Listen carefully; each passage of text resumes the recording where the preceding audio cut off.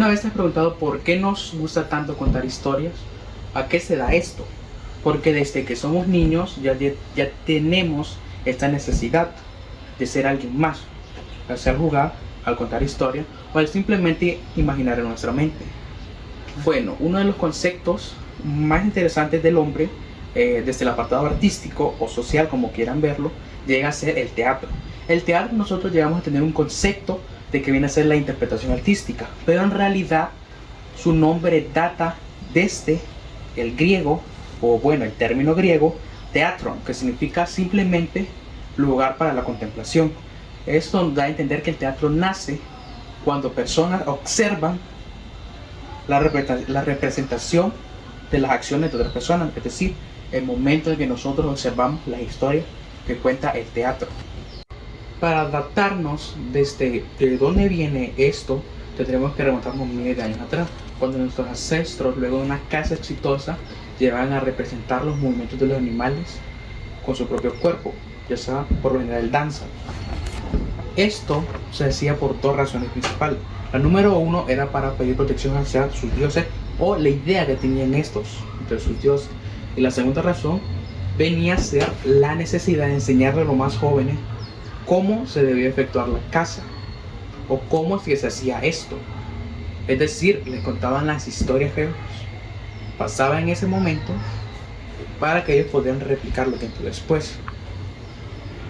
Luego de pasar del rito a una formalización como un arte, que esto se da en la antigua Grecia, aquí aparecieron, por decir así, quienes crearon dos de los géneros que más fuerza tienen o peso dentro del teatro, que viene a ser la tragedia y la comedia.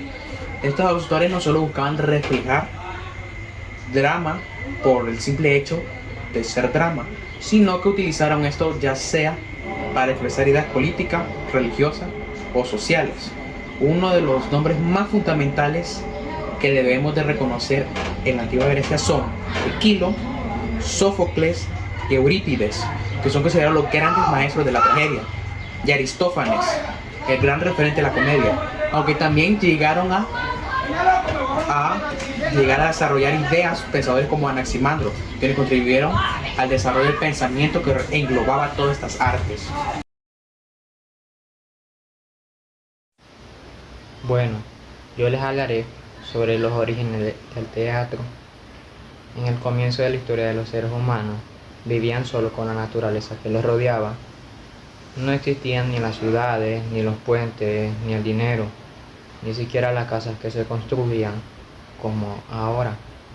Y mucho menos existía la idea del teatro tal como muchos lo conocemos hoy en día. Sin embargo, ya desde el inicio de la historia de la humanidad, apareció una necesidad muy fuerte en los seres humanos, la cual es la de representar.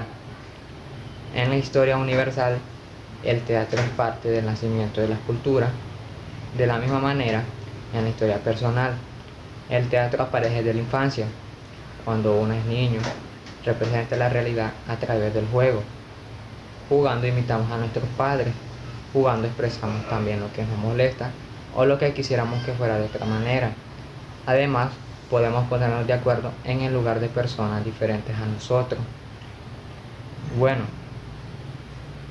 en la Edad Media está marcada por una concepción teocéntrica del universo, Dios como centro de todas las cosas, época del oscurantismo por las ideas y las artes en general. El teatro no fue una excepción a dicha regla. Bueno, esta sería mi parte de la exposición. Ok, mi nombre es Alejandro Palacios. Lo que el día de hoy vamos a hablar de lo que viene siendo la evolución histórica.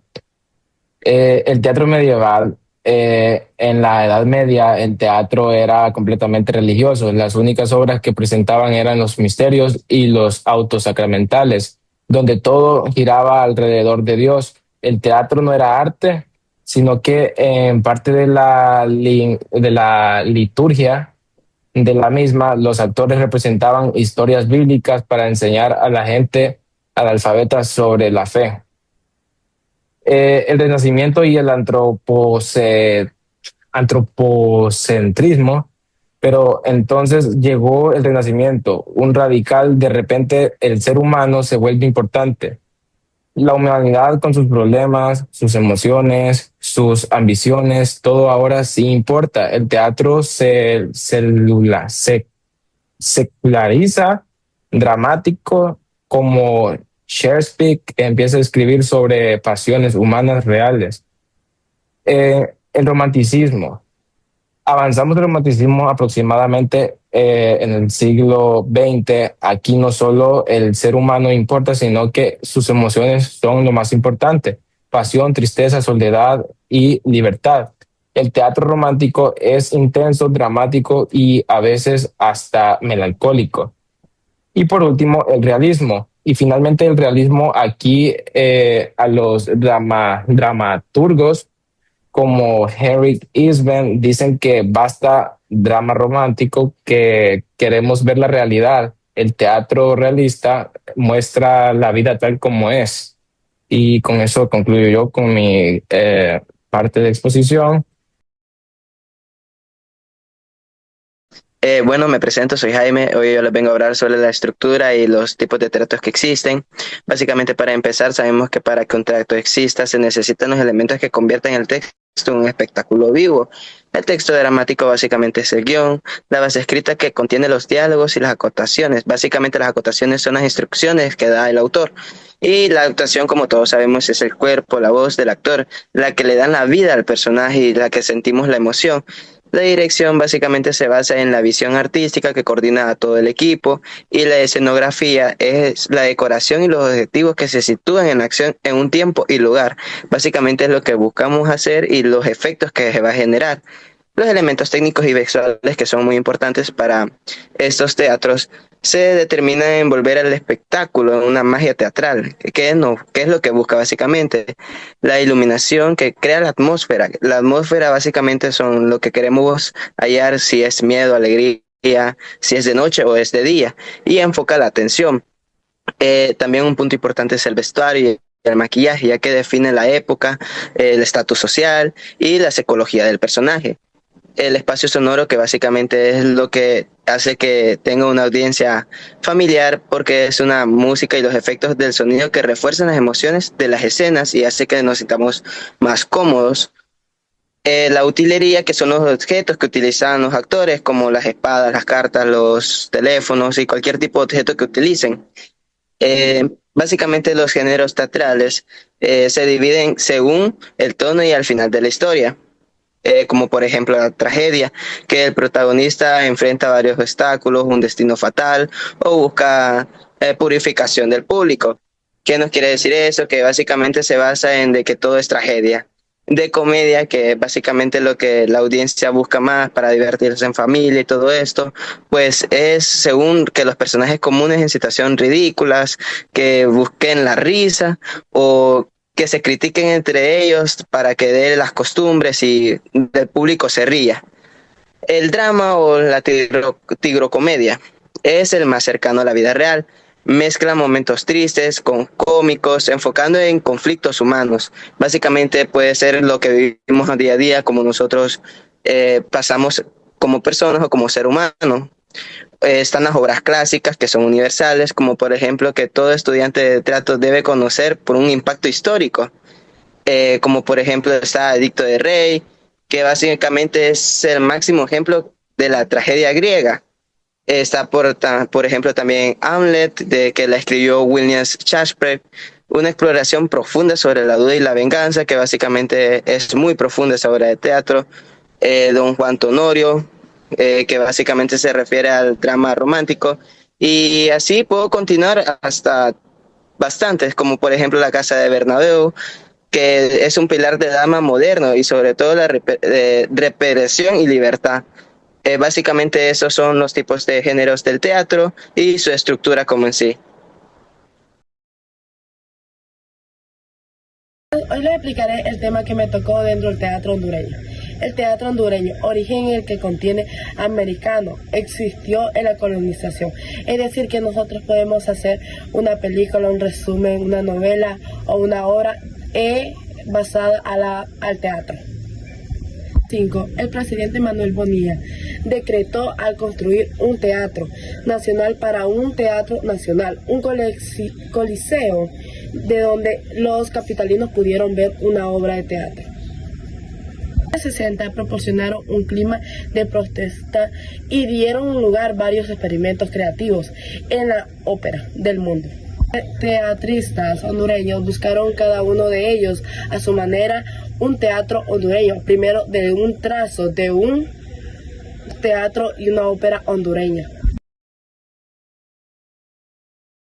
Bueno, mi parte de la exposición sería hablar sobre los diferentes teatristas hondureños y diferentes obras de teatro hondureñas, ¿verdad? Hablaremos sobre Rafael Murillo Selva, uno de los teatristas hondureños más importantes de Honduras. Nació en Tegucigalpa el 19 de agosto de 1936 y es reconocido por su gran aporte al desarrollo del teatro en Honduras.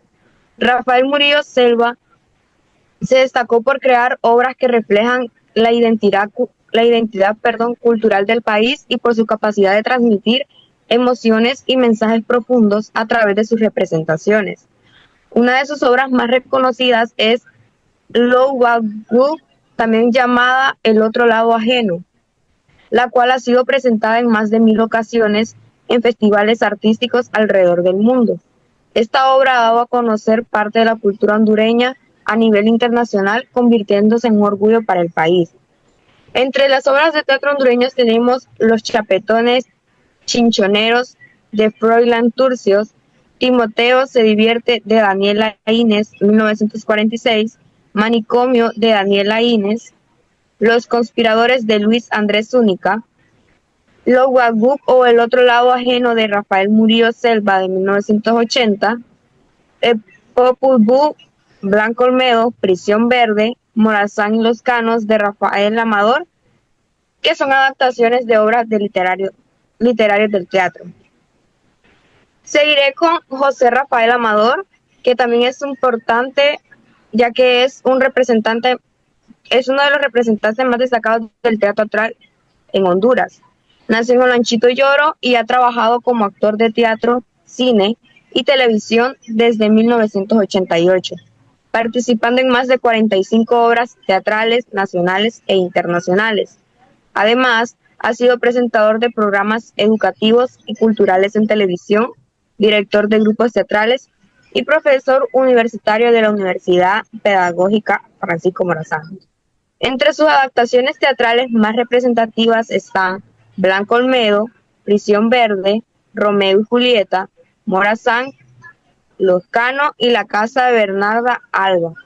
Gracias a su talento y dedicación, José Rafael Amador ha representado a Honduras en varios países, como Guatemala, El Salvador, Nicaragua, Costa Rica, Panamá y Venezuela, siendo una figura muy importante para el teatro hondureño en la actualidad. Con esto concluyo mi exposición.